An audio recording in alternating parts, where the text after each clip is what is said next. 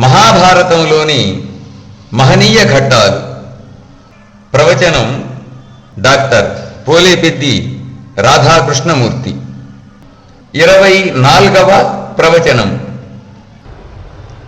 ఇంతకుముందు మన 23వ వాచిక సేవలో జరిగినటువంటి ద్రోణ పర్వంలో అర్జునుడు సంసప్తకులను, సుశర్మ సోదరులను, అభిమన్యుడు కర్ణుడి తమ్ముడిని, శల్యుడి కుమారుడైనటువంటి రుక్మరథుణ్ణి, దుర్యోధనుడి కుమారుడైనటువంటి లక్ష్మణ కుమారుణ్ణి సంహరించారు.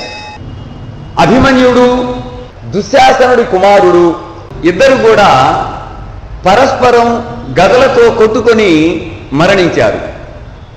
ఘటోత్కచుడు కిమ్మీరుడి తమ్ముడైనటువంటి అలంబుసుడిని, జటాసురుడి కుమారుడైనటువంటి అలంబుసుడిని, భీముడు ధృతరాష్ట్రుడి కుమారులైనటువంటి దుర్ముఖుణ్ణి, శత్రుంజయాదులను, దుర్మధుడిని, దుష్కర్ముడు మొదలైనటువంటి వారిని, బాహ్లికుడు అనేటటువంటి కురువృద్ధుణ్ణి, సాత్యకి భూరిశ్రవుణ్ణి, సోమదత్తుణ్ణి, అర్జునుడు సైంధవుడిని, అశ్వత్థామ ఘటోత్కచుడి కుమారుడైనటువంటి అంజనపరువుణ్ణి, కర్ణుడు ఘటోత్కచుణ్ణి, ద్రోణుడు విరాట మహారాజును, ద్రుపద మహారాజును, ధృష్టద్యుమ్నుడు ద్రోణుణ్ణి, అశ్వత్థామ వృద్ధక్షత్రుడిని, చేది యువరాజును సంహరించారు.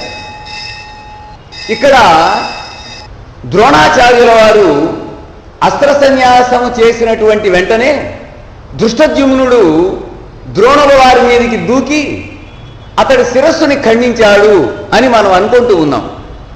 కానీ దానికి ముందుగానే ద్రోణాచార్యుల వారు అస్త్ర సన్యాసం చేశారు, ప్రాణ పరిత్యాగం చేశారు.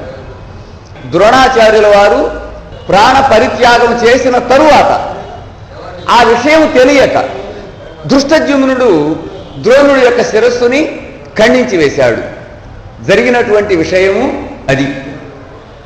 ఇక ఈ రోజున జరుగుతున్నటువంటి 24వ వాచిక సేవలో మహాభారతంలోని 18 పర్వాలలో 8వ పర్వము, యుద్ధ షట్కములోని 6 పర్వాలలో 3వ పర్వము అయినటువంటి కర్ణ పర్వాన్ని గురించి ప్రస్తావించుకుందాం.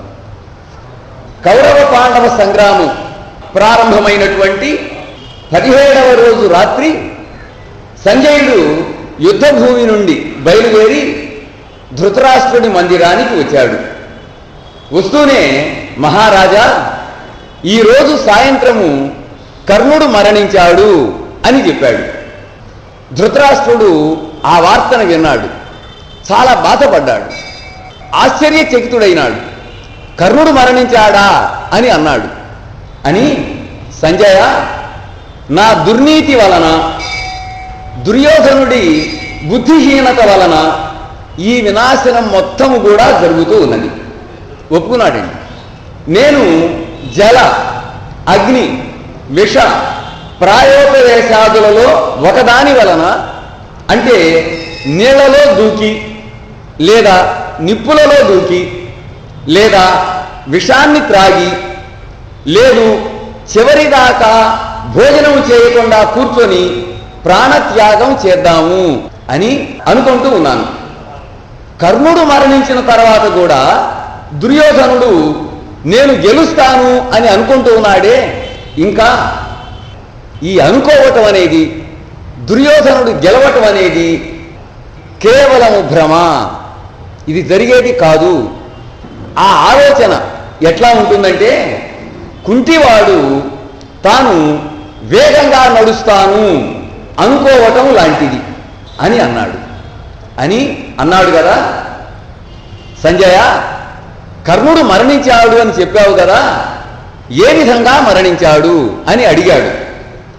అప్పుడు సంజయుడు చెబుతూ ఉన్నాడు, ద్రోణాచార్యుల వారు మరణించినటువంటి రోజు రాత్రి, అంటే కురుక్షేత్ర సంగ్రామం ప్రారంభమైనటువంటి 15వ రోజు రాత్రి దుర్యోధనుడు తన వాళ్ళందరినీ ఉద్దేశించి, మనకు ఇక మీద చేయంగల పని ఎయ్యది అని అడిగాడు. ఇంతవరకు జరిగినటువంటి యుద్ధ విశేషాలన్నీ మీకు తెలుసును కదా. ద్రోణాచార్యుల వారు నిర్యాణం చెందారు. ఇక మనం చేయవలసినటువంటి పని ఏమిటి అని అడిగాడు.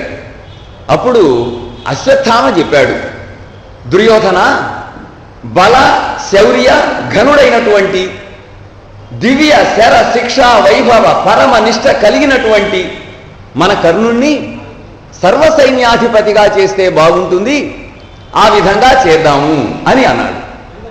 దుర్యోధనుడు చాలా సంతోషించాడు. తను ఏదైతే అనుకున్నాడో అదే ఉద్దేశాన్ని అశ్వత్థామ కూడా చెప్పాడు. కాబట్టి చాలా సంతోషించాడు. సంతోషించి కర్ణుణ్ణి పిలిచి, కర్ణ, ఇప్పుడు నాకు చాలా ఆనందంగా ఉన్నది. మన భీష్మ ద్రోణులు ఇద్దరు కూడా పాండవ పక్షపాతముతోటి ఈ యుద్ధాన్ని ఇన్నాళ్ళు అంటే 15 రోజులు సాగదీశారు. ఆ మాట చూడండి, సాగదీశారు. ఇప్పుడు నిన్ను సర్వసైన్యాధిపతిని చేస్తూ ఉన్నాను, నాకు విజయాన్ని కట్టబెట్టు అని అన్నాడు. అని కర్ణుణ్ణి సర్వసైన్యాధిపతిగా అభిషేకించాడు. కర్ణుడు కౌరవ సేనకు 3వ అధిపతి. భీష్మాచార్యుల వారు, ద్రోణాచార్యుల వారు, ఆ తర్వాత కర్ణుడు 3వ సర్వసైన్యాధిపతి. అటు పాండవ పక్షంలో మాత్రము ఒక్కడే ధృష్టద్యుమ్నుడు సైన్యాధిపతి. ఇంతవరకు కూడా తెల్లవారింది. కౌరవ పాండవ సంగ్రామం ప్రారంభమైనటువంటి 16వ రోజు, అంటే కర్ణుడి సర్వసైన్యాధిపత్యంలో మొట్టమొదటి రోజు యుద్ధం ప్రారంభమైంది. కర్ణుడు మకర వ్యూహాన్ని పన్నాడు. మకరం అంటే మొసలి. తమ సైన్యం మొత్తాన్ని కూడా మొసలి ఆకారంలో తీర్చిదిద్దాడు. ధృష్టద్యుమ్నుడు అర్ధచంద్ర వ్యూహాన్ని రచించాడు. కర్ణుడికి నకులుడికి మధ్య భీకరమైనటువంటి యుద్ధం జరిగింది. కర్ణుడు నకులుణ్ణి కింద పడేశాడు. తన వింటి నారిని నకులుడి మెడకు చుట్టాడు. అతన్ని చంపబోయినాడు. కానీ కుంతికి తాను ఇచ్చినటువంటి మాట గుర్తుకొచ్చింది. గుర్తుకొచ్చి ఆ ప్రయత్నాన్ని విరమించుకున్నాడు. విరమించుకొని అన్నాడు, నకులా, నా బలమేమిటో ఇప్పుడు నీకు తెలిసింది కదా. నీలాంటి వాణ్ణి కూడా కింద పడవేశాను. ఇక చంపటమే తరువాయి, కానీ చంపకుండా వదిలివేస్తూ ఉన్నాను. ఇకనైనా సిగ్గు తెచ్చుకొని అర్జునుడి చాటున దాక్కోపో అంటూ వదిలివేశాడు. నకులుడు వెళ్ళిపోయినాడు. ఆ మధ్యాహ్నము కర్ణార్జునులకు మధ్య యుద్ధము జరిగింది. భీకరమైనటువంటి సంగ్రామం జరిగింది. సూర్యాస్తమయమైంది. 16వ రోజు యుద్ధం ముగిసింది. ఆ రోజు రాత్రి, అంటే 16వ రోజు రాత్రి కర్ణుడు అన్నాడు కదా, దుర్యోధన, దేవేంద్రుడు నాకు ఇచ్చినటువంటి శక్తి బాణాన్ని అర్జునుణ్ణి వధించటం కోసమే నేను ఇన్నాళ్ళు కూడా దాచి ఉంచాను. కానీ కృష్ణుడు చేసినటువంటి మోసం వలన దానిని తప్పనిసరి పరిస్థితిలో గత్యంతరం లేక ఘటోత్కచుడి మీదికి ప్రయోగించవలసి వచ్చింది. అతన్ని చంపవలసి వచ్చింది. అయినప్పటికీ కూడా ఇప్పటికీ మించిపోయింది ఏమీ లేదు. రేపు ఉదయం జరగబోయేటటువంటి యుద్ధములో నీకు పగ అనియేడు మాటయు ఈ జగమున కలుగంగా నేను జగతీనాథ అని అన్నాడు. ఇక రేపటితో కౌరవ పాండవ సంగ్రామం అయిపోతుంది. ఇక నీకు శత్రువు అనేవాడు ఉండడు. అంటే ఈ భూమిని అపాండవం చేస్తాను అని భంగ్యంతరంగా అన్నాడు కర్ణుడు. దుర్యోధనుడు చాలా సంతోషించాడు. కర్ణుడు చెప్పినటువంటి మాటని పరిపూర్ణంగా నమ్మాడు. రేపటితో యుద్ధం అయిపోతుంది, కౌరవులు గెలుస్తారు అని అనుకున్నాడు. సూర్యోదయం అయింది. కురుక్షేత్ర సంగ్రామంలో 17వ రోజు, అంటే కర్ణుడి సర్వసైన్యాధిపత్యంలో 2వ రోజు యుద్ధము ప్రారంభమైంది. ఆ యుద్ధానికి ఆరంభంలో కర్ణుడు అన్నాడు కదా, దుర్యోధన, పూర్వము దేవతా శిల్పి అయినటువంటి విశ్వకర్మ విజయము అనే పేరున్నటువంటి ఒక ధనుస్సుని తయారు చేశాడు. తయారు చేసి దాన్ని దేవేంద్రుడికి ఇచ్చాడు. ఆ దేవేంద్రుడు దానితోటి అసంఖ్యాకమైనటువంటి దుష్ట రాక్షస గణాన్ని సంహరించాడు. సంహరించి దానిని పరశురాముడికి ఇచ్చాడు. ఆ పరశురాముడు తదీయ నితాంత శక్తితో ఆ ధనుస్సు యొక్క నితాంతమైనటువంటి గొప్పదైనటువంటి శక్తితోటి 37 మార్లు 21 పర్యాయాలు క్షత్రియ లోకం మీద దండెత్తి క్షత్రియులను అనేకులను వధించాడు. ఆ తర్వాత దానిని నాకిచ్చాడు. ఈరోజు ఆ విజయ ధనుస్సుతోటి నేను అర్జునుణ్ణి సంహరిస్తాను అని అన్నాడు కర్ణుడు. అని మళ్ళీ అన్నాడు కదా దుర్యోధన, భువన ప్రవర్తకుడైనటువంటి శ్రీకృష్ణుడు కర్ణుడు చెప్పినటువంటి మాట అండి. భువన ప్రవర్తకుడైనటువంటి శ్రీకృష్ణుడు అర్జునుడికి సారథిగా ఉన్నాడు. కాబట్టి అర్జునుడిని గెలవటం అనేది మనకు అసాధ్యంగా ఉన్నది. కృష్ణుడితో సమానంగా రథాన్ని నడపగలిగినటువంటి వాడు శల్యుడు. ఆ శల్యుడు గనక నాకు సారథిగా ఉన్నట్లయితే నేను 33 కోట్ల మంది దేవతలనైనా సరే అవలీలగా జయిస్తాను. ఇక ఈ పాండవులు వీరి సైన్యము నాకొక లెక్క. కాబట్టి ఏ విధంగానైనా సరే దుర్యోధన, ఆ శల్యుణ్ణి నాకు రథానికి సారథ్యం చేయడానికి ఒప్పించు అని అన్నాడు. వెంటనే దుర్యోధనుడు శల్యుడి దగ్గరికి వెళ్ళాడు. శల్యుడి దగ్గరికి వెళ్ళి భక్తి ప్రణతుడై సభక్తికంగా భక్తి ప్రపత్తులతోటి నమస్కారం చేసి, మామా, సత్యవ్రతము శాస్త్రవ దుర్దశాపాదనము నీకు సహజ లక్షణాలు. నువ్వు నిత్య సత్యవ్రతుడివి. ముందరి కాళ్లకు బంధాలు వేస్తూ ఉన్నాడు. ఇంతకు ముందు నాకు ఒక వాగ్దానం చేశావు, ఆ వాగ్దానాన్ని గుర్తుపెట్టుకో అని ఒకటి. రెండవది, నీలో ఉన్న ప్రత్యేక లక్షణం ఏంటి అంటే శాస్త్రవ దుర్దశాపాదనము, శత్రువులకి కష్టాన్ని కలిగించటమే, శత్రువులకి అపాయాన్ని కలిగించటమే లక్షణంగా కలిగినటువంటి వాడివి. ఎదురుగా ఉన్నవాడు మేనల్లుడా, నావాడా, పరాయివాడా అనేటటువంటి ఆలోచన నీకు ఉండదు అని మొట్టమొదట్లోనే దుర్యోధనుడు చెప్పాడండి. చెప్పి మన కర్ణుడు అర్జునుణ్ణి చంపాలి అనే స్థిర సంకల్పంతో ఉన్నాడు. ఉన్నమాట చెప్పాడండి దుర్యోధనుడు. మన కర్ణుడు అర్జునుణ్ణి చంపాలి అనే స్థిర సంకల్పంతో ఉన్నాడు. అది నెరవేరటానికి గాను నువ్వు కర్ణరథానికి సారథ్యం చేయవలసిందిగా నిన్ను అభ్యర్థిస్తూ ఉన్నాను అని అన్నాడు. ఆ మాట విన్నాడండి శల్యుడు. శల్యుడి కళ్ళు ఎర్రబడినాయి. అపరిమితమైనటువంటి కోపం వచ్చింది శల్యుడికి. అన్నాడు కదా, దుర్యోధన, వర్ణధర్మ విధము ఎరుగవే, నీకు వర్ణధర్మం అనేది తెలియదా? మూర్ధాభిషిక్తులైనటువంటి రాజులు ఏ సమయంలోనైనా సరే ఎక్కడైనా సరే శూద్రులకు పరిచర్యలు చేస్తారా? నేను ఎటువంటి వాణ్ణి? మూర్ధాభిషిక్తుణ్ణి, ఒక రాజ్యానికి మహారాజుని. నీకిచ్చినటువంటి వాగ్దానాన్ని అనుసరించి నీ పక్షాన యుద్ధం చేస్తూ ఉన్నాను, నిజమే. నేను కర్ణుడికి సారథిగా ఉండి తీరాలి అనేది గనక నీ ఉద్దేశమైతే చెప్పు. అసలు నేను ఈ యుద్ధాన్నే వానుకొని నా దేశానికి నేను వెళ్ళిపోతాను అని అన్నాడు. అనేసరికి దుర్యోధనుడు, మావా, నన్నేమి అపార్థం చేసుకోవద్దు. దేనికంటే నువ్వు అశ్వహృదయ జ్ఞానంలో శ్రీకృష్ణుణ్ణి మించినటువంటి వాడివి. అందువలన అడిగాను గాని నిన్ను అవమానించటానికి మాత్రం కాదు అని అన్నాడు. ఇక్కడ చూడండి, ఎప్పుడైతే నువ్వు కృష్ణుణ్ణి మించినటువంటి వాడివి సారథ్యములో అని అన్నాడో దుర్యోధనుడు, ఆ మాట విని శల్యుడు పొంగిపోయినాడు. కర్ణుడికి సారథ్యం చేయమంటేనేమన్నా కోపం వచ్చింది. సారథ్యములో నువ్వు కృష్ణుణ్ణి మించినటువంటి వాడివి, అందరినీ మించినటువంటి వాడు కృష్ణుడు, నువ్వు కృష్ణుణ్ణి మించినటువంటి వాడివి అని పొగిడేసరికి స్తుతించేసరికి శల్యుడు పొంగిపోయినాడు.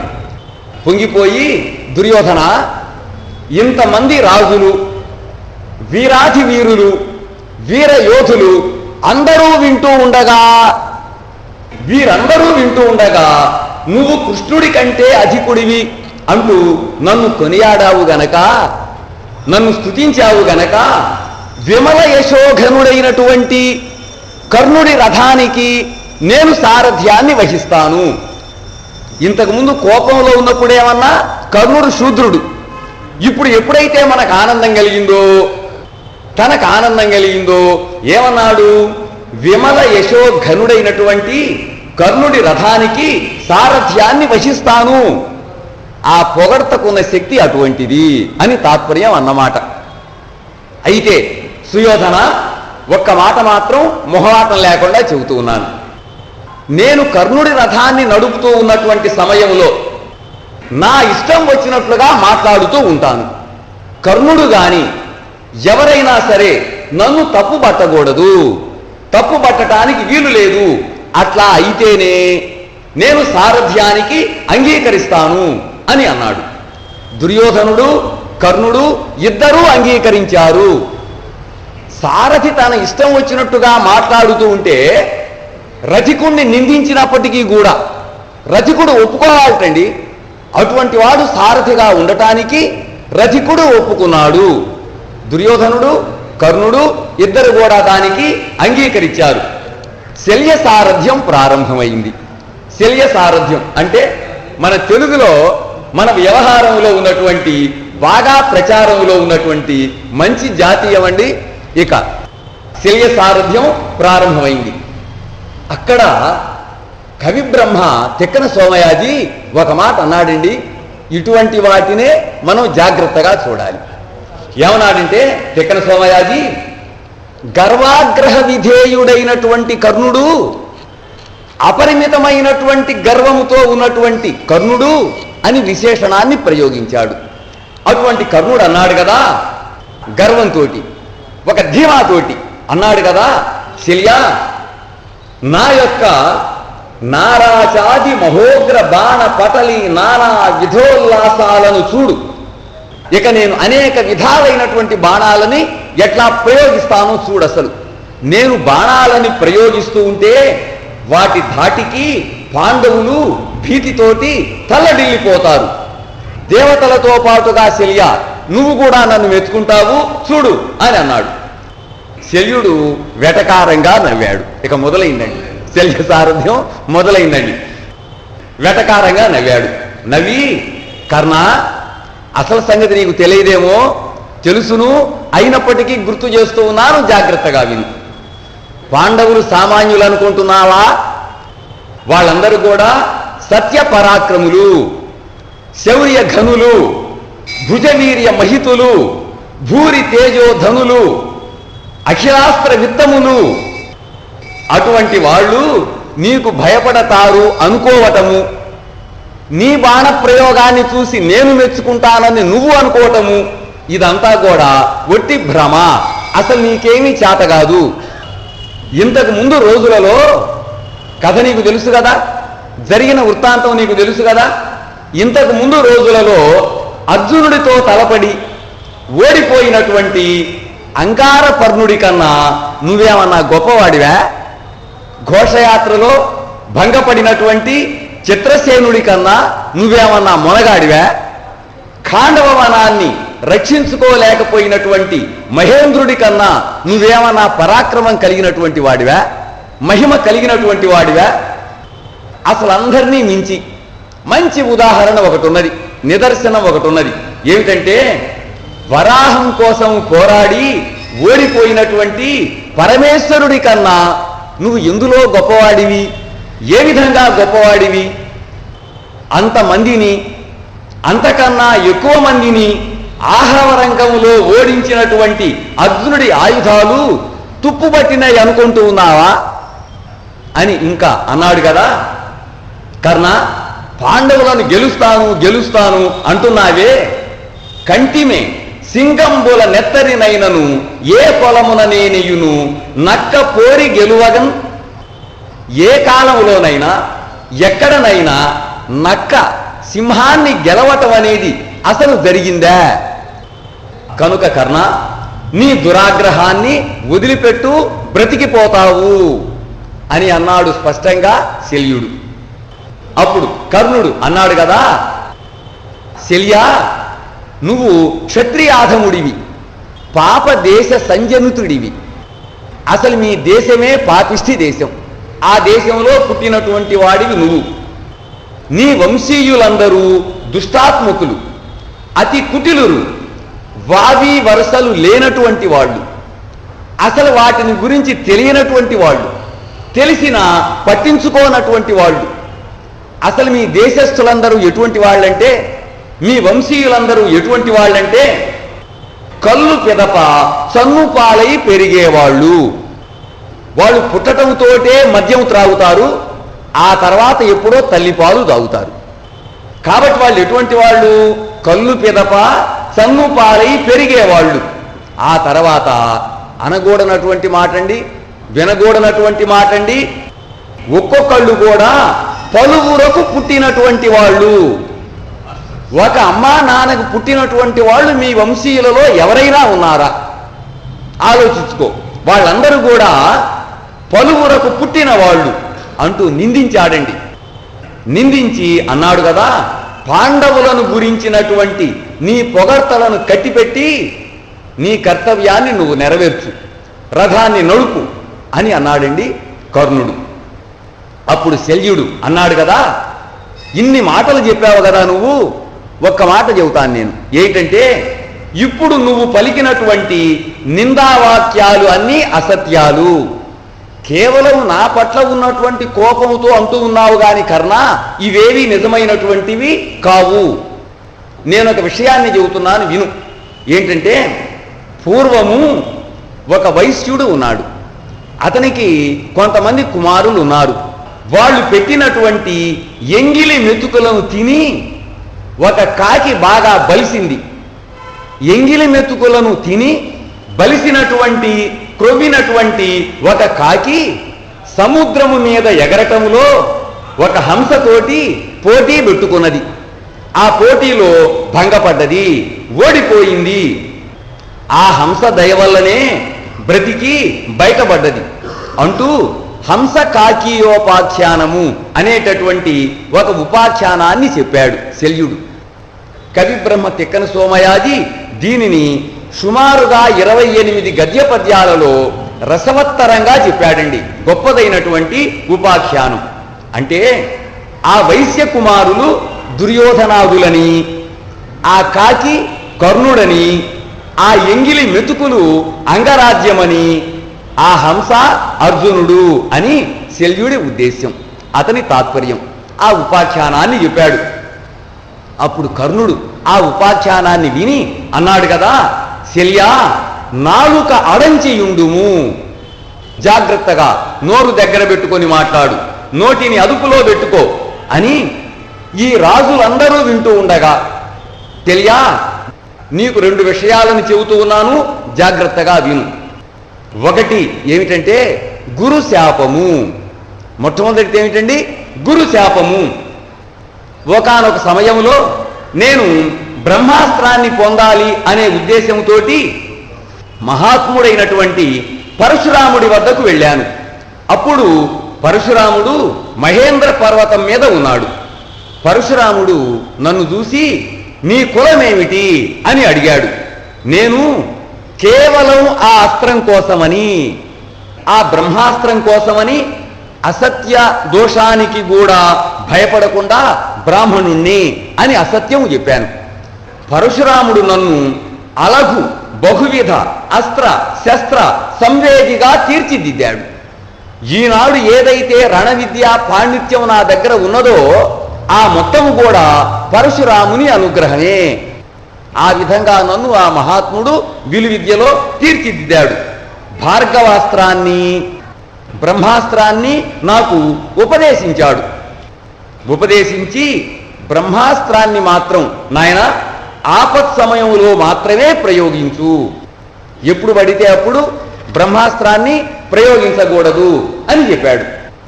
ఇది జరిగిన తర్వాత మరునాడు పరశురాముడు నా తొడ మీద తల పెట్టుకొని హాయిగా నిద్రపోతూ ఉన్నాడు.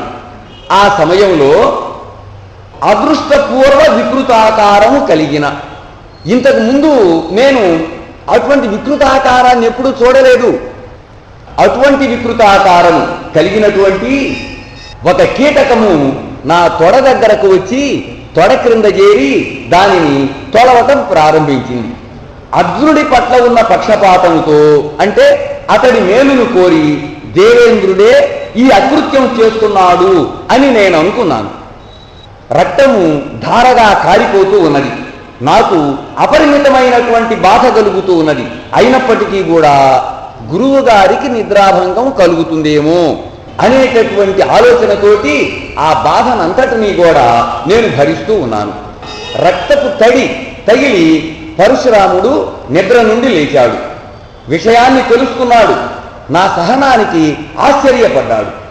ఇంత బాధను భరించినటువంటి నువ్వు నిజంగా బ్రాహ్మణుడివి కావు. ఇంత బాధని భరించేటటువంటి శక్తి బ్రాహ్మణుడికి ఉండదు. కాబట్టి నువ్వు బ్రాహ్మణుడివి కావు, ఏ కులస్థుడివి అని అడిగాడు. అప్పుడు నేను సూతుడిని అని వినయంగా చెప్పాను. ఆ సంయమీంద్రుడికి కోపం వచ్చింది. అక్కడ విశేషణం చూడండి. ఆ సంయమీంద్రుడికి అంటే ఏ సమయంలోనైనా అపరిమితమైనటువంటి సహనంతో ఉండేటటువంటి, ఓర్పుతో ఉండేటటువంటి, ఇంద్రియ నిగ్రహం కలిగినటువంటి ఆ సంయమీంద్రుడికి నా పట్ల కోపం వచ్చింది. ఇది సాభిప్రాయ విశేషణం అని అంటామండి. సాభిప్రాయ విశేషణం. ఆయన అన్నాడు కదా, నన్ను మోసగించి నీవు పొందినటువంటి బ్రహ్మాస్త్రము నీకు అవసరానికి ఉపయోగపడకుండునుగాక. ఏ సమయంలో నీకు ఉపయోగపడాలనో అది ఆ సమయంలో ఉపయోగపడదు. నీకు మృత్యువు ఆసన్నమైనప్పుడు మాత్రమే స్ఫురించునుగాక. భార్గవాస్త్రము ఆపద సమయములో నీకు స్ఫురించకుండునుగాక అంటూ నన్ను శపించాడు. ఇది నాకున్నటువంటి గురుశాపము. ఇది ఒక విషయము. ఇక శల్య, రెండవది బ్రాహ్మణ శాపము.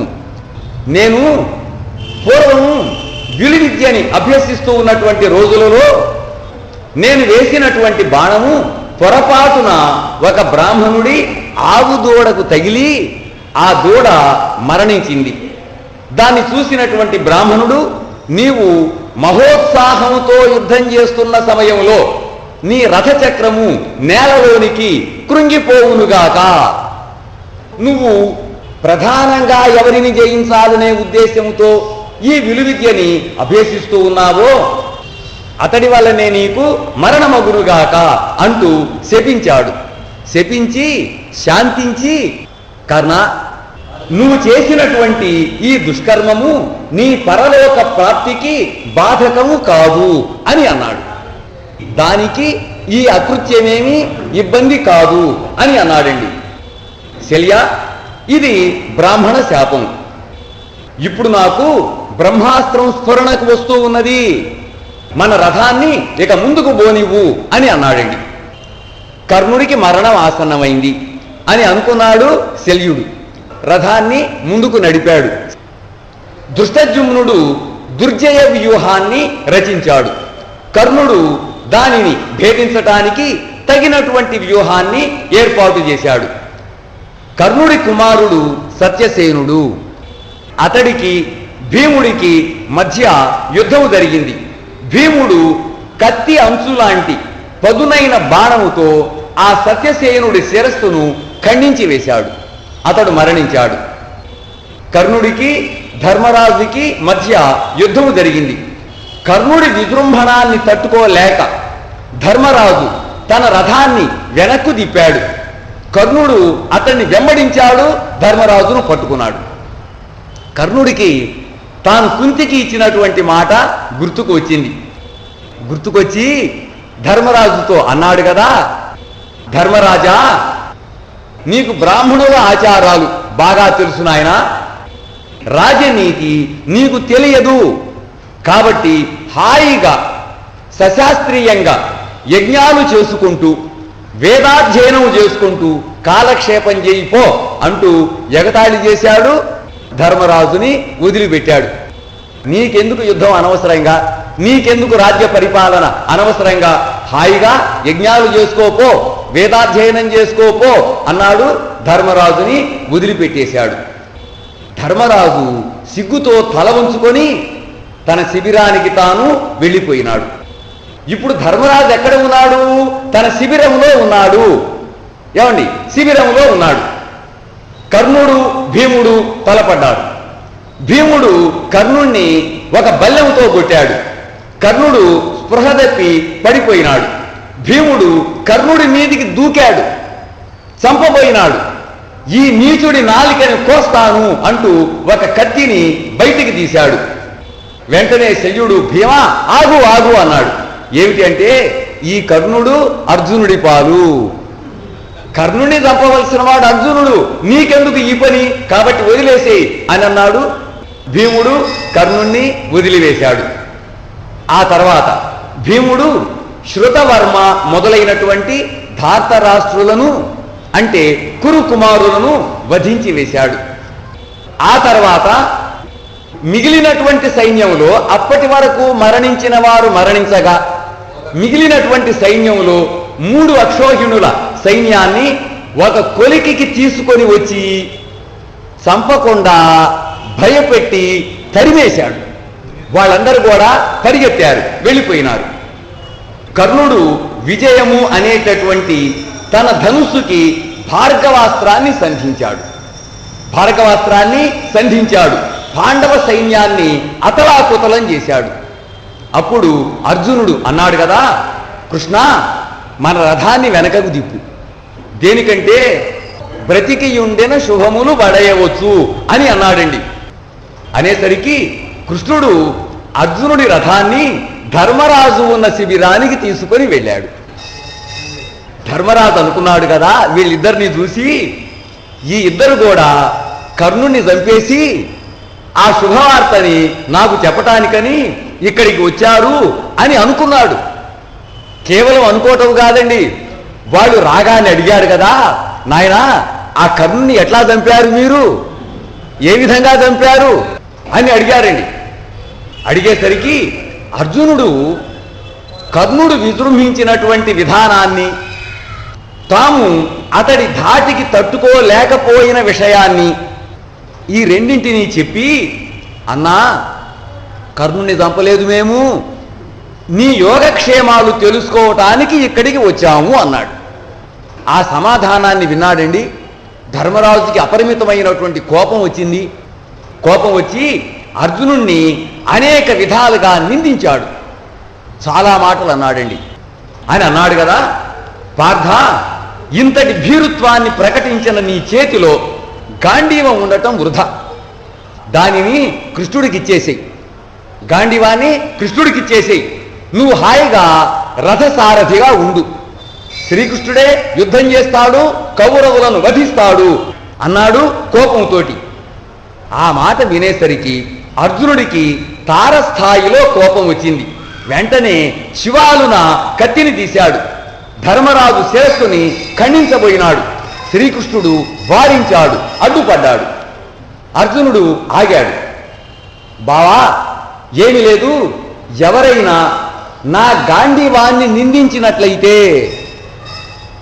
నీకెందుకురా గాంధీవము, ఇతరులకు ఇచ్చేయకూడదు అని గనక అన్నట్లయితే, ఎవరైనా సరే ఆ మాట గనక అన్నట్లయితే ఆ అన్నవాడి తలను నరికి వేస్తాను అని నేను వెనకటి రోజుల్లో ప్రతిజ్ఞ చేసి ఉన్నాను. ఆ ప్రతిజ్ఞను అనుసరించి ఇప్పుడు ఈ ధర్మరాజు శిరస్సును ఖండించవలసిందే, ఎందుకు ఆపావు అన్నాడు. అప్పుడు కృష్ణుడు అన్నాడు కదా, అర్జున గాంధీవము నీకొచ్చినటువంటి రోజుల్లో బాల్యములో మహోత్సాహంతో ప్రతిజ్ఞ చేశావు, అది కలకాలము జరగాలంటే ఎట్లా జరుగుతుంది అనుకున్నావు, అవన్నీ జరిగేవి కాదు.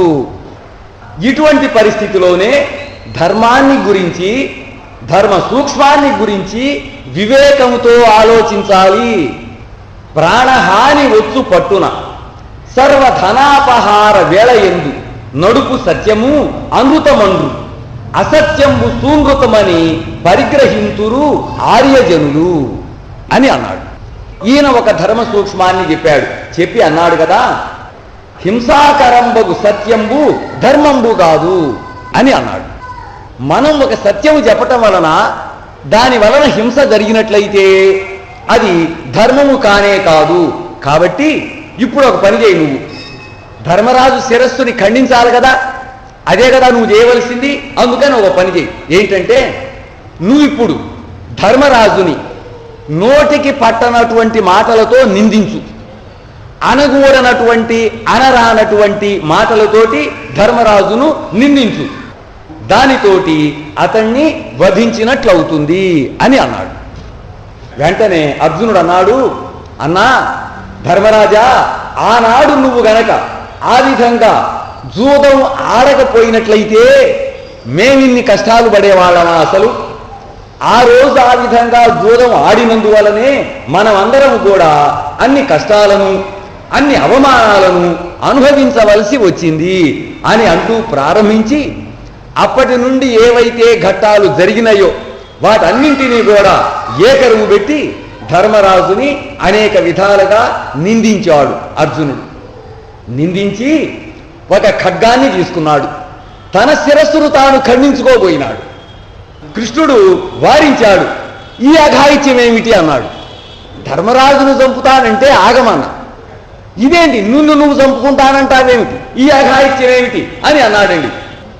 అనేసరికి అర్జునుడు అన్నాడు కదా, బావా నీకు తెలియందేముంది, మా అన్న ధర్మమూర్తి అయినటువంటి ధర్మరాజును నిందించినటువంటి నేరానికి పాపానికి నాకు నేనే శిక్ష విధించుకోవాలి కదా, అందుకని ఇది నాకు నేనే విధించుకున్నటువంటి శిక్ష, మరణము, ఆత్మహత్య అని అన్నాడండి. అనేసరికి కృష్ణుడు ఇదేమిటి, అతన్ని బ్రతికించాలనే ఉద్దేశంతో నీకు చెబితే ధర్మ సూక్ష్మాన్ని ఇప్పుడు నువ్వు చస్తానంటావేమిటి, ఆగు ఆగు అని అన్నాడు. అని ఏమన్నాడు, అర్జున అట్లయితే నిన్ను నువ్వు పొగుడుకో. దీన్ని ఏమంటామండి, ఆత్మస్తుతి. ఆత్మస్తుతి అనేది ఆత్మహత్యతో సమానము. నిన్ను గనక నువ్వు పొగుడుకున్నట్లయితే ఇక నిన్ను నువ్వు చంపుకున్నట్లే, ఆ పాపం కూడా పరిహారం అయిపోతుంది అని అన్నాడు. ఆ సూచనను విన్నటువంటి అర్జునుడు ఇక మొదలు పెట్టాడు. విలువిద్యలో నాకు సాటి రాదగినటువంటి వాడు సాంబశివుడు తప్ప, ఏమండి పరమేశ్వరుడు తప్ప మరొకడు లేడు అంటూ ప్రారంభించి తనను గురించి తన విలువిద్యా నైపుణ్యాన్ని గురించి అనేక విధాలుగా పొగుడుకున్నాడు తనకు తానే. అప్పుడు కృష్ణుడు అన్నాడు కదా, అర్జున ఇక అయిపోయింది, ధర్మరాజు బ్రతికున్నాడు, నువ్వు బ్రతికున్నావు, నాకు పరమానందంగా ఉన్నది. అర్జున ఇక కర్ణవధ చేయవలసినటువంటి సమయము ఆసన్నమైంది, పద అని అన్నాడు. తమ రథాన్ని ఆ శిబిరము నుండి పాండవ సేన వద్దకు తీసుకొని వెళ్ళాడు. ఇప్పుడు కృష్ణార్జునుల రథం ఎక్కడ ఉన్నది, కురుక్షేత్రంలో పాండవ సేన వద్ద ఉన్నది. అర్జునుడు 10 మంది కురుకుమారుల మెడలు తెగంగనేసి రణమేదినికి బలి చేసే అత్తలల్. అప్పుడు అర్జునుడు ఏం చేశాడు, ధృతరాష్ట్రుని కుమారులు ఉన్నారే ఒక 10 మంది అండి, ఆ 10 మంది మెడలను నరికివేసి వాళ్ళ తలలని ఆ రణక్షేత్రానికి రణదేవతకి బలిగా ఇచ్చాడు. ఆ తర్వాత అండి కవచి, నిషంగి మొదలైనటువంటి ఇంకొక 10 మందిని చంపాడు. కేకయ రాజు కర్ణుడి కుమారుడైనటువంటి ప్రసేనుణ్ణి వధించాడు. ఆ తర్వాత శీర్షిక దుశ్శాసన వధ. దుశ్శాసనుడికి భీముడికి మధ్యలో యుద్ధం జరిగింది. అప్పుడు భీముడు అన్నాడు కదా, దుశ్శాసన ఆనాడు నేను లోక భీకర లీలను వధించి తద్విపుల వక్షశైల రక్తౌఘ నిర్జర మురివీపతి చూచుచుండ అని ఆస్వాదింతు నుగ్రాకృతిన్ అని ప్రతిజ్ఞ చేసి ఉన్నాను కదా, దానిని తీర్చుకోబోతూ ఉన్నాను అని అన్నాడు. అని తన ఉద్దండ గదా దండముతో బాది అతన్ని నేల మీద పడేశాడు. భీముడు దుశ్శాసనుణ్ణి నేల మీద పడేశాడు. భీమసేనుణ్ణి 12 సంవత్సరాల అరణ్యవాస క్లేశము, 1 సంవత్సరం అజ్ఞాతవాస క్లేశము, అంతకు ముందు నుండి వాళ్ళందరూ అనుభవించినటువంటి అవమానాలు, కష్టాలు మొదలైనవన్నీ కూడా ఆవహించినయి. ఆవహించినయి అనే మాట చాలా గొప్పదండి. భీమసేనుణ్ణి ఈ అవమానాలన్నీ కూడా ఆవహించినాయి. అతడు దుశ్శాసనుణ్ణి పట్టుకున్నాడు, అమాంతంగా పైకెత్తాడు, గిరగిరా తిప్పాడు, విసిరి నేలకేసి కొట్టాడు. అక్కడ చెప్పాడండి తిక్కన సోమయాజి, నరసింహుండు అసురేంద్రు వ్రత్సు కరణిన్ రౌద్రం బుదగ్రంబుగాన్ ఉరమత్యుగ్రత చీరి. ఆనాడు నరసింహస్వామి హిరణ్యకశిపుడు యొక్క వక్షస్థలాన్ని, రొమ్ముని ఏ రకంగానైతే చీల్చివేశాడో ఆ రకంగా భీమసేనుడు ఉగ్రతతోటి దుశ్శాసనుడి యొక్క రొమ్ముని చీల్చివేసి క్రమ్ము రుధిరమ్ము ఉల్లాసి అయి దోయిటన్ వెరవారన్ కొని త్రావు. దోసిటితోటి రక్తం తీసుకున్నాడండి, దాన్ని త్రాగాడు. హాయిగా తాగాడండి, సంతోషంగా తాగాడండి, అపరిమితమైనటువంటి ఆనందముతోటి త్రాగాడు. మెచ్చు చవికిన్ మేనున్ మొగంబునన్ భయంకర రేఖన్ బొరయంగ చల్లుకొను అక్కౌరవ్యు చూచున్ పొరిన్. ఆ రక్తాన్ని తీశాడు, ఒంటి నిండా పూసుకున్నాడండి. ఇక్కడ తిక్కన సోమయాజి అండి, భీమసేనుడు ఆ విధంగా దారుణ భంగిన్ ప్రతిజ్ఞాకరణ పూరణం బాచరించే అని అన్నాడండి. అప్పుడు భీమసేనుడు అన్నాడు కదా, నేను చిన్నతనంలో మా తల్లి స్తన్యాన్ని త్రాగాను, ఆ తర్వాత రకరకాల తేనెలు త్రాగాను, పాలలో కలకండ వేసుకొని త్రాగాను, అవి ఏవీ కూడా ఈ దుశ్శాసనుడి రక్తమంతా తీయగా లేవు అని అన్నాడు. అంటూ ఉత్సాహంతో గంతులు వేశాడు భీమసేనుడు. అతడి ఆనందాన్ని చూసి సైనికులందరూ కూడా, ఏ సైనికులు? కౌరవ సైనికులు, పాండవ సైనికులు కూడా ఇతడు రాక్షసుడా అని అనుకున్నారండి. ఈ రాక్షసానందం ఏమిటి? ఆనందం అనేది ఉండవచ్చును గాని ఇది రాక్షసానందములాగా ఉన్నది అని అనుకున్నారండి. ఆ తర్వాత అర్జునుడు కర్ణుడి కుమారుడైనటువంటి వృషసేనుడి శిరస్సును ఖండించాడు, అతడు మరణించాడు. ఇప్పుడు కర్ణార్జునులు తలపడ్డారు. ఇది ఎట్లా ఉన్నదంటేనండి, 2 సూర్యులు, భానుడు భానుడు చెటుల భాను పరంపర పోరు కైవడిన్ అని అంటారే, ఆ రకంగా 2 సూర్యులు ఒకరితో ఒకరు, 2 రుద్రులు, రౌద్రమైనటువంటి ఆకారం కలిగినటువంటి వారు పరమేశ్వరులు. ఆ విశేషణము కూడా ఎట్లా ప్రయోగించాడు తిక్కన చూడండి. 2 రుద్రులు ఒకరితో ఒకరు పరాక్రమించి యుద్ధము చేస్తున్నట్లుగా యుద్ధము చేస్తూ ఉన్నారండి. ఆ సమయంలో ఆకాశములో ఉన్నటువంటి బ్రహ్మదేవుడు అన్నాడు, ఏమండి ఆ యుద్ధాన్ని చూసి బ్రహ్మదేవుడు అన్నాడు కదా శివుడితోటి, పరమేశ్వరా, లోకాలకన్నింటికి ఉపద్రవాన్ని కలిగిస్తున్నటువంటి ఈ యుద్ధాన్ని నువ్వైనా ఆపకూడదా అని అన్నాడు. ఈ ఇద్దరు ఈ రకంగా యుద్ధం చేస్తూ ఉంటే దివ్యాస్త్ర ప్రయోగం గనక చేసినట్లయితే 14 భువనాలు ఏమైపోవాలి? లోకోపద్రవం కదండి. కాబట్టి పరమేశ్వర, ఈ యుద్ధాన్ని నువ్వైనా ఆపకూడదా అన్నాడు బ్రహ్మదేవుడు. ఈ బ్రహ్మదేవుణ్ణి పాండవులు చూశారా? చూడలే. కౌరవులు చూశారా? చూడలేదండి. సంజయుడు చూశాడు, ధృతరాష్ట్రుడికి చెప్పాడు. ఎట్లా చెప్పాడు? వేదవ్యాసుడు ఇచ్చినటువంటి వరప్రభావం వలన చెప్పాడు.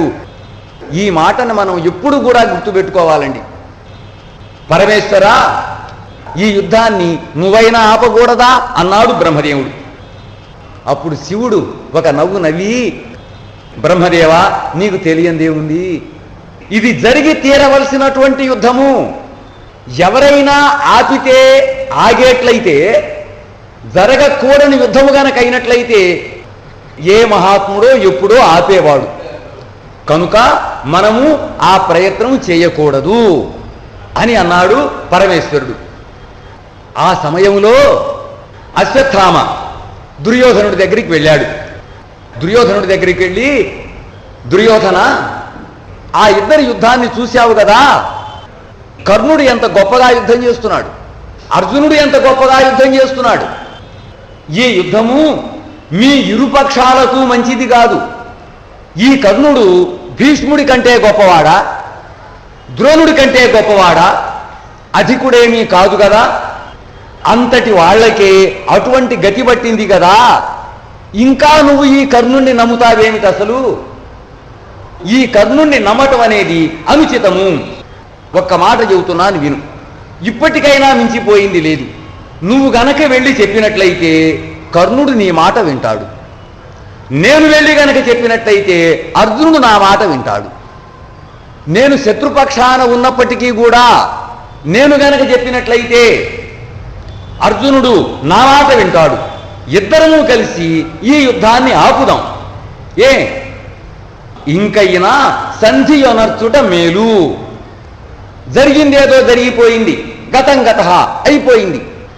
ఇకనైనా సంధి అనర్చుట మేలు. సచ్చిననేమి గలదు? కర్ణుడు చస్తాడు, నువ్వు చస్తావు, ఏంది ఉపయోగం? మరణించటం వల్ల ఏమైనా ఉపయోగం ఉన్నదా? కాబట్టి సచ్చిన ఏమి గలదు, యుద్ధాన్ని ఆపుదాము అన్నాడు అశ్వత్థామ. దుర్యోధనుడు ససేమిరా అంగీకరించలేదు. సూర్యాస్తమయము దగ్గర పడబోతూ ఉన్నది. ఉగ్ర ఆహవ కేళి నిపుణుడైనటువంటి అర్జునుడు కర్ణుడి మీదకి ఆగ్నేయాస్త్రాన్ని ప్రయోగించాడు. తిక్కన సోమయాజి అర్జునుడికి ప్రయోగించినటువంటి విశేషణాన్ని చూడండి. ఉగ్రాహవ కేళి నిపుణుడైనటువంటి అర్జునుడు కర్ణుడి మీదికి ఆగ్నేయాస్త్రాన్ని ప్రయోగించాడు. కర్ణుడు వారుణాస్త్రంతో దానిని శాంతపరిచాడు. కర్ణుడు సామాన్యుడా? దానిని శాంతపరిచాడు.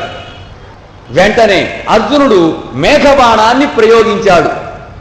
రణరంగమంతా చీకటి వ్యాపించింది, తమోమయమైపోయింది. కర్ణుడు అనిలాస్త్రముతో ఆ మేఘాన్ని, ఆ చీకటిని తొలగించి వేశాడు. అర్జునుడు ఐంద్రాస్త్రాన్ని ప్రయోగించాడు. కర్ణుడు అభిమంత్రిత బాణ ప్రతతితో దానిని అణిచివేశాడు. అప్పుడు భీముడు అన్నాడు, అర్జునా, ఇక ఈ తాత్సారం వద్దు. నువ్వు ఒక అస్త్రాన్ని ప్రయోగించటం, కర్ణుడు ప్రత్యస్త్ర ప్రయోగం చేయటం, దాన్ని శాంతింపజేయటం ఎందుకు? ఇవన్నీ అనవసరంగా. సూర్యాస్తమయం కాబోతూ ఉన్నది. భేరి గనక మోగిందంటే, శంఖనాదం గనక వచ్చిందంటే ఇక యుద్ధం చేయటానికి వీల్లేదు. అందుకని అర్జున, ఈ తాత్సారం వద్దు. కర్ణుణ్ణి నేను చంపుతానని నువ్వు ప్రతిజ్ఞ చేసి ఉన్నావు గనక నేను ఆ ప్రయత్నం చేయటం లేదు. కానీ లేకపోతే ఈ రోజున ఈ పాటికి కర్ణుణ్ణి నేను చంపేసేవాడినే. కాబట్టి అర్జున, నిశిత ప్రదరంబుల త్రుంపు కంఠము, వాడి అయినటువంటి పదునైనటువంటి బాణాలను ప్రయోగించి కర్ణుడి కంఠాన్ని ఛేదించేసేయి, కర్ణవధ చేసేయి అని అన్నాడండి. అనేసరికి అప్పుడు కృష్ణుడు అన్నాడు, అర్జున, భీముడి మాట విన్నావు కదా, సూర్యాస్తమయం కాబోతూ ఉన్నది, నా చక్రాయుధాన్ని నీకిస్తాను, కర్ణుడి శిరస్సుని ఖండించి వేసేయి అని అన్నాడు. వెంటనే అర్జునుడండి బ్రహ్మాస్త్రాన్ని ప్రయోగించాడు. అర్జునుడు బ్రహ్మాస్త్రాన్ని ప్రయోగించాడు. కర్ణుడు మరొక దివ్యాస్త్రంతో దాని ప్రభావాన్ని పూర్తిగా తగ్గించి వేసి నాగాస్త్రాన్ని తీశాడు. ఆ నాగాస్త్ర అధిదేవత పేరు అశ్వసేనుడు. ఈ పేరు జాగ్రత్తగా వినండి. పూర్వము ఆది పర్వంలో అర్జునుడు ఖాండవ వనాన్ని దహించాడు కదా. ఆ వనములో అశ్వసేన అనేటటువంటి ఒక నాగాంగన ఉన్నది. ఆమె తన తల్లిని ఆ అగ్నిబారి నుండి రక్షించుకోవటానికి తల్లిని తీసుకొని బయటికి వెళ్ళిపోతూ ఉన్నదండి అశ్వసేన. వెళుతూ ఉంటేనండి అర్జునుడు దాని తల్లిని చంపివేశాడు. ఆ అశ్వసేన అర్జునుడి మీద పగబట్టింది. పగబట్టి మరుజన్మలో అశ్వసేనుడుగా జన్మించింది. ఈ జన్మలో పేరేమిటి? అశ్వసేనుడు. ఏమండి, దాని వృత్తాంతం అది. కర్ణుడు నాగాస్త్రాన్ని సంధించాడు. సంధించి అర్జునుడి కంఠానికి గురిపెట్టాడు. ఆ నాగాస్త్రాన్ని కనుక వదిలినట్లయితే ఖచ్చితంగా అది వెళ్ళి అర్జునుడి కంఠానికి తగులుతుంది అనేట్లుగా అర్జునుడి కంఠానికి గురిపెట్టాడు. శల్యుడు ఆగు అన్నాడు కర్ణుణ్ణి. ఏంది ఆగమన్నావు అనేసరికి నీ గురి సరిగా లేదు అన్నాడు. శల్య సారథ్యం అన్నావే. శల్యుడు ఏమన్నాడు? ఏంది ఎక్కడికి గురి పెట్టావు? కంఠానికి. ఇది కంఠానికి తగులుతుందా? తగలదు అన్నాడండి. అనేసరికి కర్ణుడు శల్యుణ్ణి చీగొట్టాడు. చీగొట్టి నాగాస్త్రాన్ని వదిలాడండి. ఆ నాగాస్త్రము అర్జునుడి కంఠానికి తగిలేదే. కానీ కృష్ణుడు నొగల మీద నిలబడి తమ రథచక్రాలు 5 అంగుళాలు నేలలోకి దిగబడేట్లుగా తమ రథాన్ని నేలలోకి అణగదొక్కాడు. ఎప్పుడైతే రథము 5 అంగుళాలు కిందికి దిగిపోయిందో ఈ గురి అల్లా కిరీటం దగ్గరికి వచ్చిందండి. కర్ణుడు వదిలినటువంటి నాగాస్త్రము అర్జునుడి కిరీటాన్ని పడగొట్టింది, వెళ్ళిపోయింది. ఆ కిరీటం సామాన్యమైంది కాదండి. దానిని బ్రహ్మదేవుడు దేవేంద్రుడికి ఇచ్చాడు. అర్జునుడు నివాత కవచులను వధించినటువంటి సందర్భములో ఇంద్రుడు దానిని అర్జునుడికి ఇచ్చాడు. దానిని ధరించబట్టే అర్జునుడికి కిరీటి అనేటటువంటి పేరు వచ్చింది. ఇప్పుడు ఆ కిరీటం కింద పడిపోయింది. అర్జునుడు కిరీటం లేనివాడైనాడు. అర్జునుడు వెంటనే కిరీటం లేనటువంటి తన తలకు తెల్లని తలపాగాను చుట్టుకున్నాడు. తెల్లని తలపాగాను చుట్టుకున్నాడు. అర్జునుణ్ణి చంపాలి అనుకున్నటువంటి ఆ నాగాస్త్రం ఉన్నదే, లక్ష్యం నెరవేరలేదు కదండి. నెరవేరకపోయేసరికి అపరిమితమైనటువంటి కసితోటి మళ్ళీ అర్జునుడి మీదికి వస్తూ ఉన్నది. అర్జునుడు తన బాణాలతోటి దానిని తుదముట్టించాడు. అయిపోయింది. నాగాస్త్రం పని అయిపోయింది. వెంటనే మరొక బాణంతోటి అర్జునుడు కర్ణుడి కుండలాలు నేల మీద పడేట్లుగా కొట్టాడు. ఆ 2 కూడా తెగి నేల మీద పడిపోయినాయి. ఆ సమయంలో యమధర్మరాజు అదృశ్యాకారములో అక్కడికి వచ్చాడు. ఉభయ పక్షాలలోని సైనికులు వినేట్లుగా కౌరవ పక్షములో ఉన్నటువంటి పాండవ పక్షములో ఉన్నటువంటి సైనికులందరూ వినేట్లుగా బ్రాహ్మణ శాపం వలన కర్ణుడి రథచక్రము నేలలోకి కృంగిపోతుంది, ఇతనికి మరణము ఆసన్నమైంది అన్నాడు యమధర్మరాజు. కర్ణుడు భారకవాస్త్రాన్ని ప్రయోగిద్దామనుకున్నాడు. కానీ గురుశాపం వలన భారకవాస్త్రము గుర్తుకు రావటం లేదు. కర్ణుడి రథానికి ఎడమ వైపు ఉన్నటువంటి ఒక చక్రము భూమిలోకి దిగబడిపోయింది. బ్రాహ్మణ శాపం వలన కర్ణ రథచక్రము నేలలోకి దిగబడిపోయింది. అప్పుడు కర్ణుడు అన్నాడు కదా, ఇక జాగ్రత్తగా వినండి. కర్ణుడు ఏమన్నాడంటే, ధర్మం ధర్మం ధర్మం అంటారు. ఏమి ధర్మము? ధర్మాత్ములను ధర్మం అనేది సర్వదా ఎల్లప్పుడూ సర్వదా అన్ని విధాలుగా రక్షిస్తూ ఉంటుంది అని పెద్దలు అంటూ ఉన్నారు కదా. ఈ మాట ధర్మాత్ముడినైనటువంటి నా పట్ల పూర్తిగా అసత్యమైంది. కర్ణుడు చెప్పినటువంటి మాట ఈ మాట ధర్మాత్ముడినైనటువంటి నా పట్ల పూర్తిగా అసత్యమైంది అంటూ ధర్మనింద చేసి అర్జునుడి మీదికి బ్రహ్మాస్త్రాన్ని ప్రయోగించాడు. అర్జునుడు బ్రహ్మాస్త్రాన్నే ప్రయోగించి కర్ణుడి బ్రహ్మాస్త్రాన్ని ఉపశమింపజేశాడు. కర్ణుడి రథచక్రము ఇంకా కొంచెం నేలలోకి కుంగిపోయింది. అప్పుడు కృష్ణుడు అన్నాడు కదా, అర్జున, ఈ అస్త్ర ప్రయోగ విధానాన్ని, ఈ అస్త్ర ప్రయోగాన్ని ఆపి కర్ణుడిని చంపేసేయి అని అన్నాడు. అప్పుడు అర్జునుడు అక్కడ తిక్కన ప్రయోగం చూడండి. విస్ఫురత్ భుజంగ భంగికంబైన బాణంబును రౌద్ర మంత్ర సహితంబు చేసి, అసలు ఆ బాణమే అపరిమితమైనటువంటి భయంకరాకారము కలిగినటువంటిది.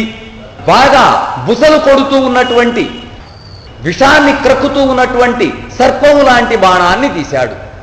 దానిని రుద్రమంత్రముతో అభిమంత్రించాడు. గాంధీవానికి ఉన్నటువంటి నారికి సంధించాడు. కర్ణుడి రథచక్రము ఇంకా కొంచెం నేలలోకి కుంగిపోయింది. కర్ణుడు ఉక్కరి ధైర్యాన్ని కోల్పోయి బేలగా కన్నీరు కారుస్తూ, అర్జున, ఈ రథచక్రాన్ని పైకి ఎత్తేంత వరకు నా మీదకు బాణ ప్రయోగం చేయవద్దు, నా మీదకు బాణాన్ని ప్రయోగించవాకు అని అన్నాడు కదా.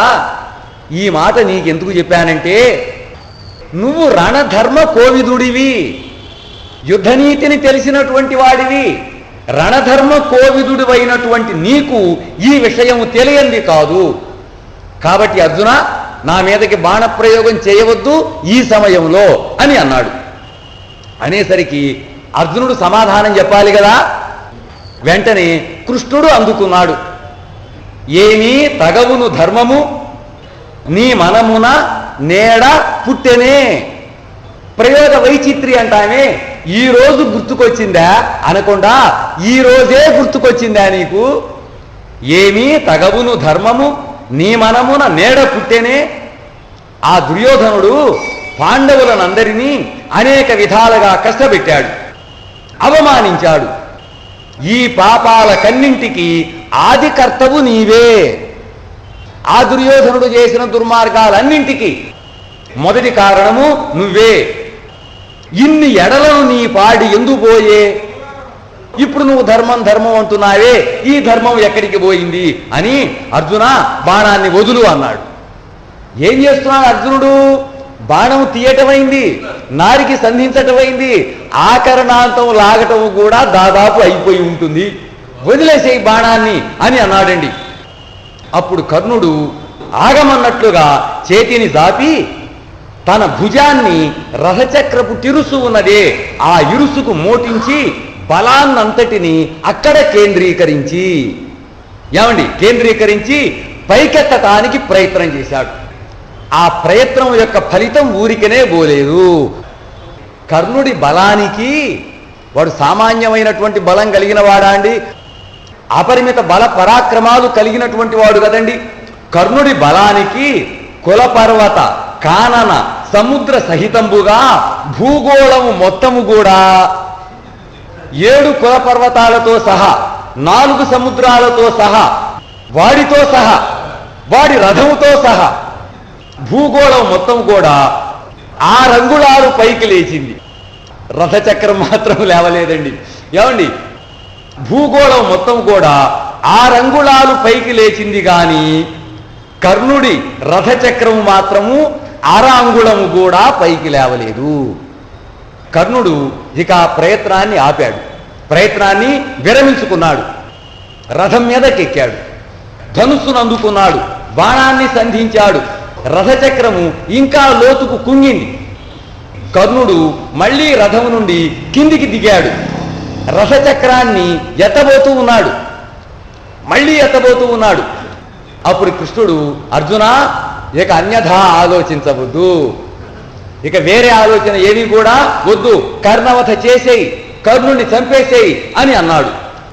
అప్పుడు అర్జునుడు ఇంద్రుడి వజ్రాయుధాన్ని మించినటువంటి కులపర్వతాల యొక్క రెక్కల్ని అవలీలగా ఖండించినటువంటి, నరికివేసినటువంటి దేవేంద్రుడి వజ్రాయుధం ఉన్నదే, శతారము అని అంటాం, 100 అంచులు కలిగినటువంటి ఆయుధం. ఆ వజ్రాయుధాన్ని మించినటువంటి, శివుడి త్రిశూలాన్ని లెక్క చేయనటువంటి, అంత గొప్పది కాకపోతే బాణము కర్ణవధ జరుగుతుందా అండి?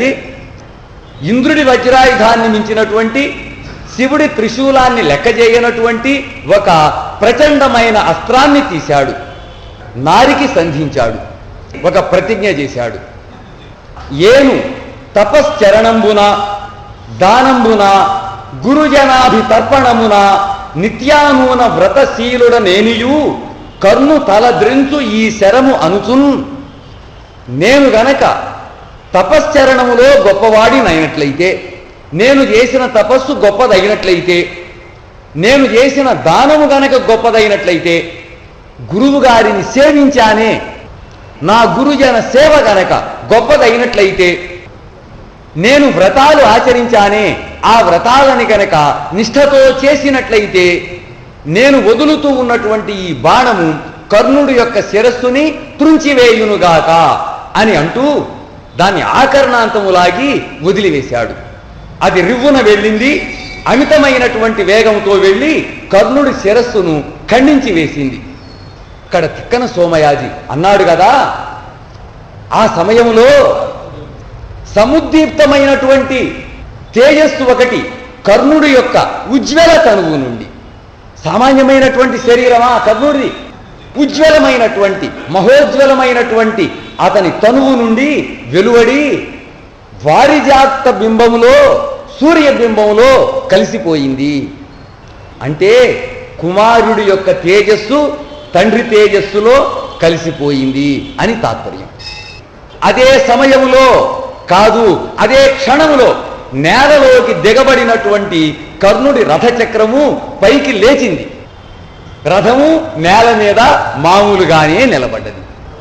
ఇక్కడ తిక్కన సోమయాజి చెబుతాడండి, సూర్యుడు తన కరాలతోటి, కరము అంటే కిరణము అని అర్థం, కరము అంటే చేయి అని అర్థం, రెండు అర్థాలు ఉన్నాయండి.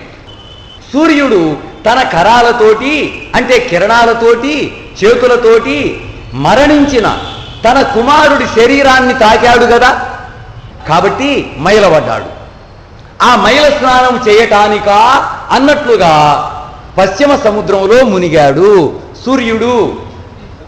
కుమారుడు మరణించాడు. కుమారుడు మరణిస్తే తండ్రికి మృతాశౌచం వస్తుంది కదా, కుమారుడు మరణించినందువలన తండ్రికి సూతకం వచ్చింది కదా, ఆ కారణంగా ఆ సూతక స్నానం చేయటానికా అన్నట్లుగా సూర్యుడు పశ్చిమ సముద్రంలో మునిగిపోయినాడు. ఇది ఉత్ప్రేక్షాలంకారం. ఇది సందర్భపరంగా మధురమైనది కాదు కానివ్వండి, చాలా గొప్పదైనటువంటి ఉత్ప్రేక్షాలంకారాన్ని ప్రయోగించాడు తిక్కన సోమయాజి.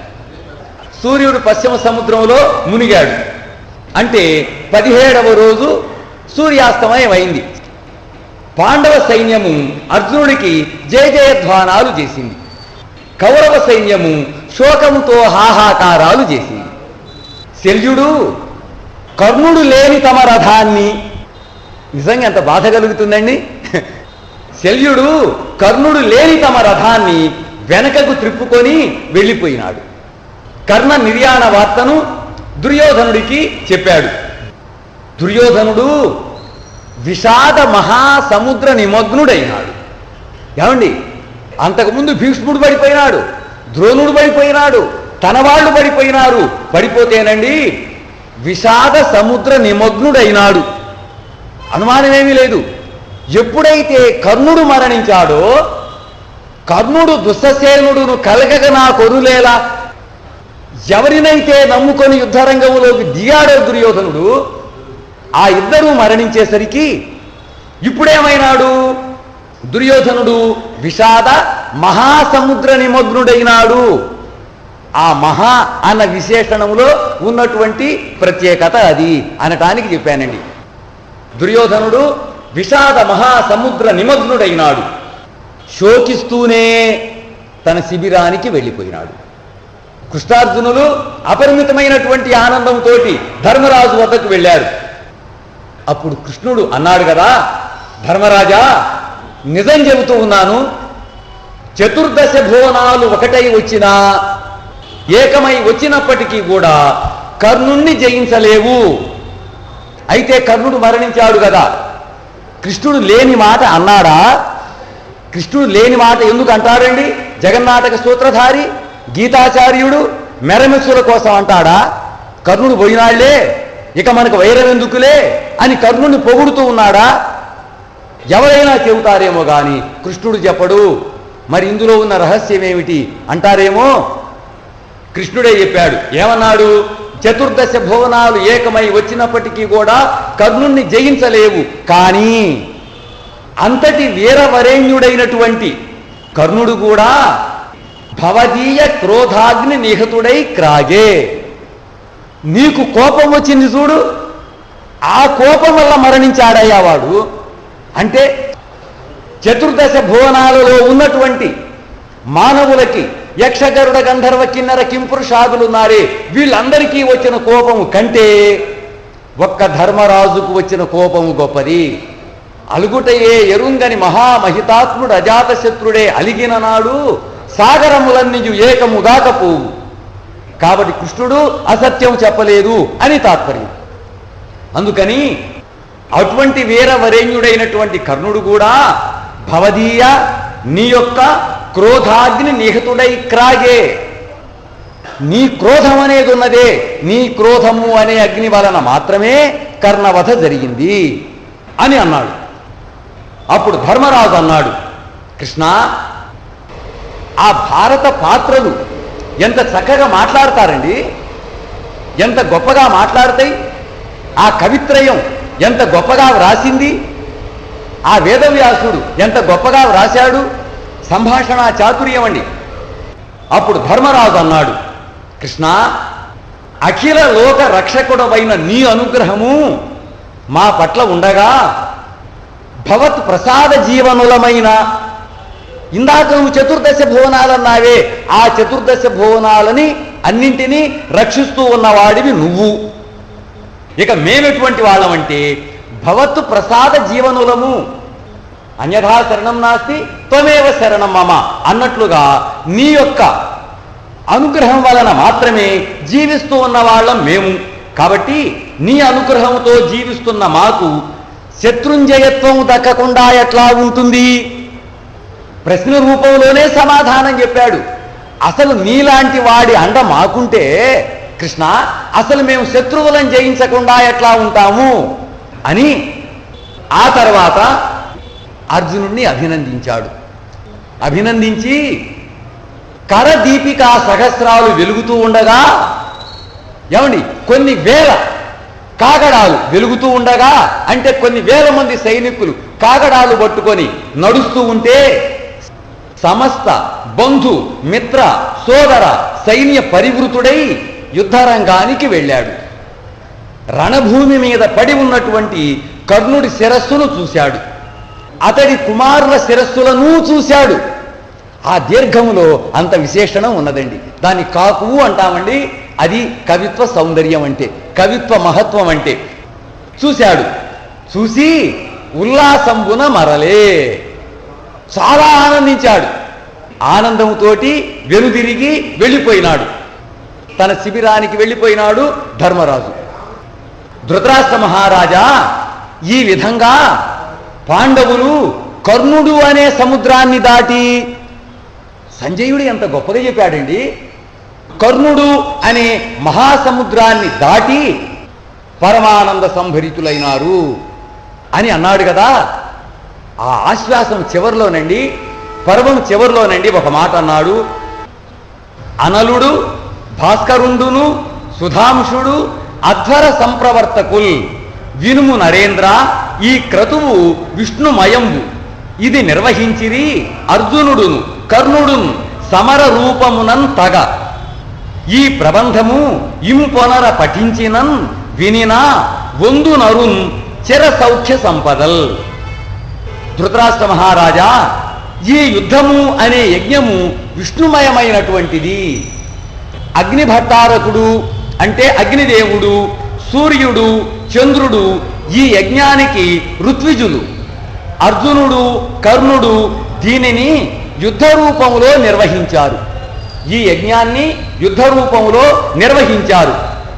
ఈ యుద్ధ వృత్తాంతాన్ని, ఈ కర్ణపర్వ వృత్తాంతాన్ని ఆసక్తిగా చదివినా వినినా నరుడు శాశ్వత సౌఖ్యాలను సంపదలను పొందుతాడు అని అంటూ సంజయుడు ధృతరాష్ట్రుడికి కర్ణుడి సర్వసైన్యాధిపత్యంలో కౌరవ పాండవ సంగ్రామం జరిగినటువంటి విధానాన్ని, కర్ణ నిర్యాణ వృత్తాంతాన్ని వివరించాడు అని వైశంపాయనుడు జనమేజయుడికి చెప్పాడు అని సూతుడు శౌనకాది మహామునులకు చెప్పాడు. దీనితోటి మహాభారతంలోని 18 పర్వాలలో 8వది, యుద్ధ షట్కములోని 6 పర్వాలలో 3వది అయినటువంటి కర్ణపర్వం పూర్తయింది. రాబోయేటటువంటి 25వ వాచిక సేవలో 18 పర్వాలలో 9వది, యుద్ధ షట్కములోని 6 పర్వాలలో 4వది అయినటువంటి శల్య పర్వములోని కథాభాగాన్ని చెప్పుకున్నాం.